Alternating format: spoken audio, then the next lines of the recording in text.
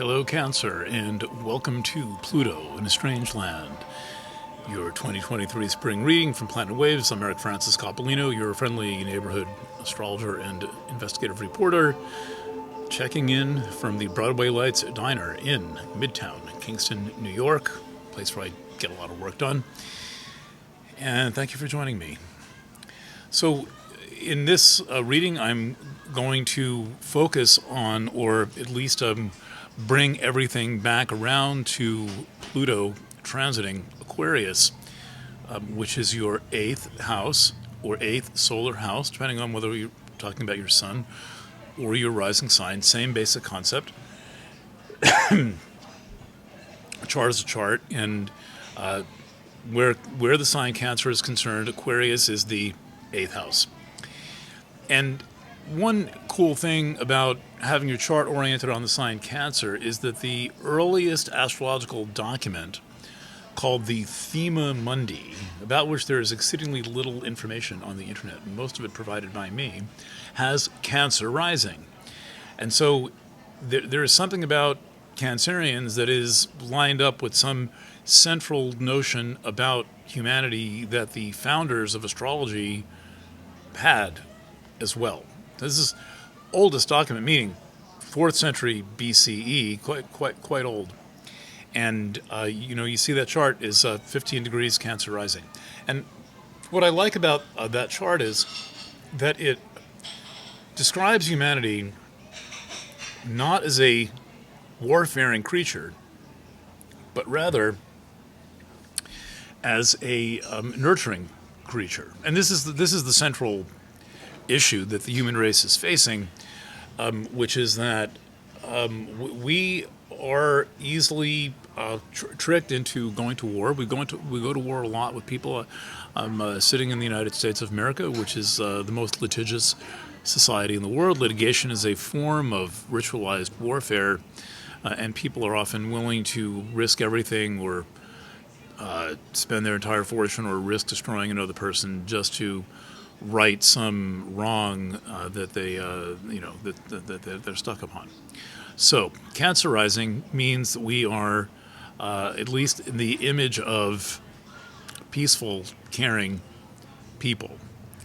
And as part of that peaceful, caring people thing, with the sign Cancer, there is the placement of the sign, I'm sure I got this right, Aquarius, on the 8th place. So, first about Aquarius. Aquarius is the sign of social patterns. It's the sign of groups, and the first group is the family, and then the tribe, depending on what kind of a culture you're born into. There are places where the nuclear family doesn't even exist, where everyone's basically just cousins. And then there's then there's Western culture where there usually is a nuclear family, and there may or may not be cousins depending on who you are. But Aquarius is the sign of all of those groups, including social groups and informal, semi-structured types of social groups, collegial groups that are not necessarily under the power of an administration, and the 8th is where people enter our lives. The 8th is the house of, well, the simplest way to think of the 8th is that it's the consecration of the marriage contract. So the marriage contract is a blending of sex and money. And the other thing about the marriage contract is that the in-laws come with it, right? So you get married and then you get a second family. You kind of inherit a second family. Inheritance is part of the 8th house. The 8th is a point of entry into the chart. The 8th is a wide opening where a lot of people might come in under various different, let's say, contractual terms, various kinds. And you have it on the 8th. And that generally means you've got a fairly populated life. Cancer is a sign associated with family, with the brood, but also there are going to be a lot of in-law types of people. And there is a natural polyamory to Cancer as a result of this, because the 8th is the house of deep bonding, and that includes sexual bonding. And there's nothing singular about Aquarius. The only thing that might be singular about Aquarius is the ability of a person to stand apart from a group, which we'll get into. But there are likely to be many people in your lives in a way that other people might not comprehend. And if they're not all in your life in that particular way, you might, under other circumstances, find it quite natural to have them there. All right. So Pluto is coming. And Pluto is going to assign the next level of activation of this house. Now, we've had this house activated and signed by Saturn, which just left. Today's the 9th. Saturn just left Aquarius and entered Pisces just less than 48 hours, a little more than 48 hours ago, actually.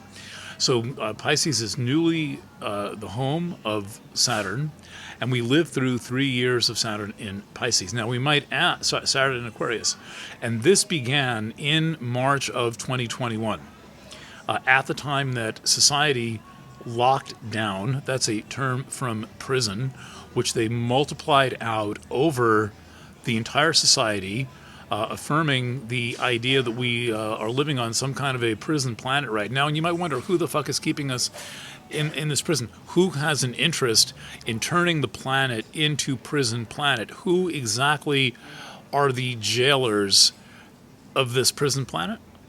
Have you got a good answer to that?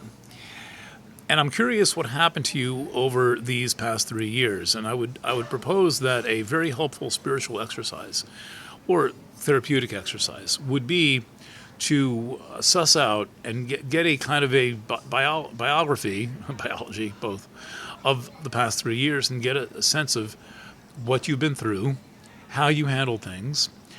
Were you someone who was bullied by other people, threatening you and attempting to take power over you? Did you at any time attempt to bully someone else into doing something that they didn't want to do? Did you stand up to the bullying when it happened to you? Were you willing to make certain sacrifices to protect your integrity, the integrity of your body? What was that like? And I'm curious, from within your consciousness, what the stages that you went through. Most of us heard of this COVID thingy in March of 2020. So starting there, what were the phases you went through as society went through its twists and turns and machinations and backflips and all of that? Okay, so bearing that in mind, let's look at some context for what else is going on in your life, and then we're going to wrap back up with Aquarius and end there. Remembering that, the 8th is a house where a lot of things are transacted, and where it is possible for people to take power over you, and where it's possible for you to take authority over your own affairs. And that is what is going to be kind of charged up to the max under the influence of Pluto. So here's the chart that I'm working with. I'm going to move this microphone closer. Remember, I don't need to speak as loudly. And I don't do the lavalier mics. I just can't get the sound that I want out of them. And as you probably know, I'm more photographer though I may be. I really like sound design. Okay, so, and I like hand-drawn charts. So look at all this activity in this angle of your chart. I mean, this is where most of the activity is going on. Here's the sign Cancer. It's the first house in your chart. And then you see there's a lot of activity in the 12th, there's Mars, a lot of activity in the 11th, that's Taurus, a lot of activity in the 10th, that's Aries. And there's a lot of activity in the 9th, that's Pisces. So why don't we go in order of these houses?